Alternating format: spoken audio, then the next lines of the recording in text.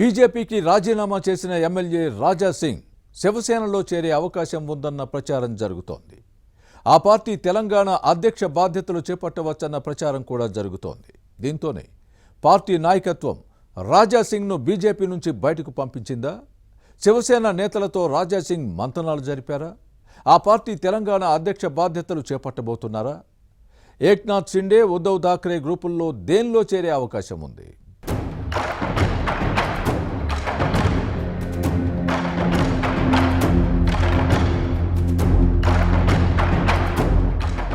Hyderabad Goshamahal MLA Raja Singh ఒకప్పుడు BJP fire brand. ఇప్పుడు కమలదళానికి రాజీనామా చేసిన ఎమ్మెల్యే.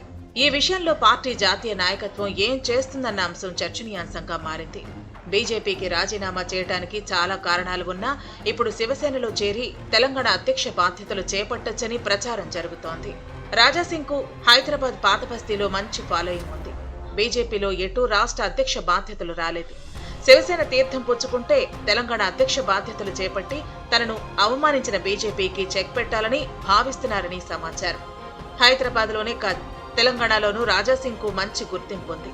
శివసేనలో చేరితే తన ఫైర్ బ్రాండ్ ఇమేజ్ తో పార్టీని బలోపేతం చేయొచ్చని భావిస్తున్నారు. శివసేన నేతలతో మంతనాలు జరిపారని అంటారు. తెలంగాణలోని కొన్ని ప్రాంతాల్లో హిందీలు, సింధీలు, మరాఠీలు గణనీయంగా ఉన్నారు. వారంతా రాజా సింగ్ కు మద్దతిచ్చే అవకాశం ఉంది. అయితే కరడుగట్టిన ఈ హిందుత్వవాది శివసేనలోని ఏక్నాథ్ షిండే, ఉద్ధవ్ థాక్రే గ్రూపుల్లో దేనిలో చేరతారన్న అంశంపై ప్రస్తుతానికి స్పష్టత లేదు. త్వరలోనే క్లారిటీ వచ్చే అవకాశం ఉందని భావిస్తున్నారు. ఆ సమాచారం తెలిసే రాజా సింగ్ బీజేపీకి రాజీనామా చేసినా పార్టీ రాష్ట్ర నాయకత్వం లైట్ తీసుకుందని అంటారు.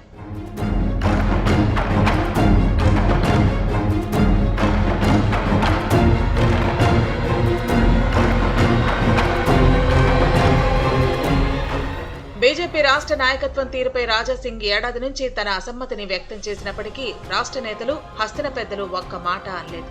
కానీ రాష్ట్ర అధ్యక్షుడి ఎన్నిక సందర్భంగా నామినేషన్ వేయడానికి వచ్చిన రాజా సింగ్ ఒక్కసారిగా రాజీనామా ప్రకటించడం కలకలం సృష్టించింది.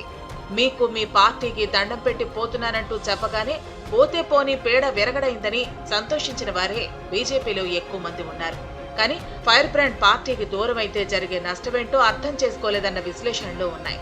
ఎమ్మెల్యే రాజా సింగ్ రాజీనామా ఎపిసోడ్పై బీజేపీలో భిన్నాభిప్రాయాలు ఉన్నాయి. కాషాయ పార్టీలోని ద్వితీయ శ్రేణి నేతలు మాత్రం రాజా సింగ్ లో మరో బండి సంజయ్ ను చూసుకుంటోంది. రాజా సింగ్ ను రాజాభాయ్ అని ఆప్యాయంగా పిలిచే కేంద్ర మంత్రి బండి సంజయ్ కూడా చివరకు పార్టీకి రాజీనామా చేయకుండా ఆపలేకపోయారు.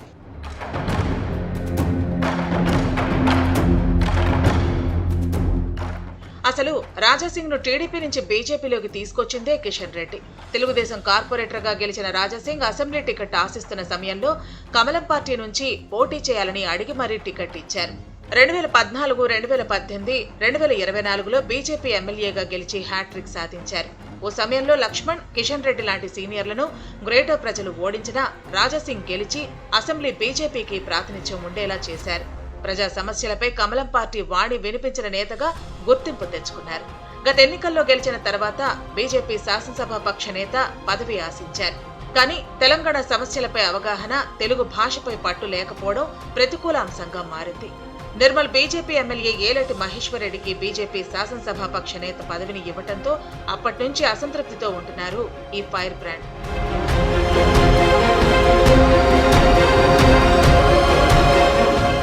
పార్టీలో తనకు తగిన ప్రాధాన్యత దక్కటం లేదన్న కారణంతో బీజేపీ నాయకత్వం రాజా సింగ్ మధ్య మొదలైన వైరం ఒక దశలో తారాస్థాయికి చేరింది.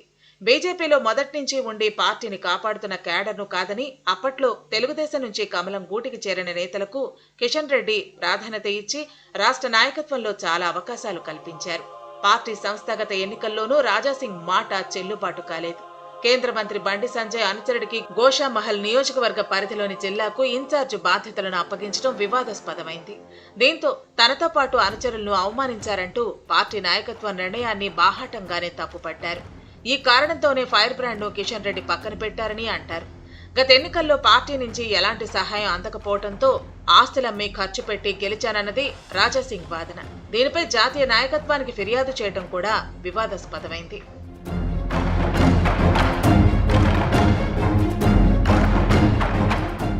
బీఆర్ఎస్ పాలనలో బీజేపీ నాయకులు కేసీఆర్ కు సహకారం అందించారని రాజాసింగ్ విమర్శించినప్పుడు ఇటు రాష్ట్ర అటు జాతీయ నాయకత్వం ఎలాంటి చర్యలు తీసుకోలేదు. ఇటీవల రాజీనామా చేసిన తర్వాత party Telangana in charge Abhay Patil, Chevella MP Konda Vishweshwar Reddy సర్ది చెప్పినా రాజాసింగ్ వినలేదు.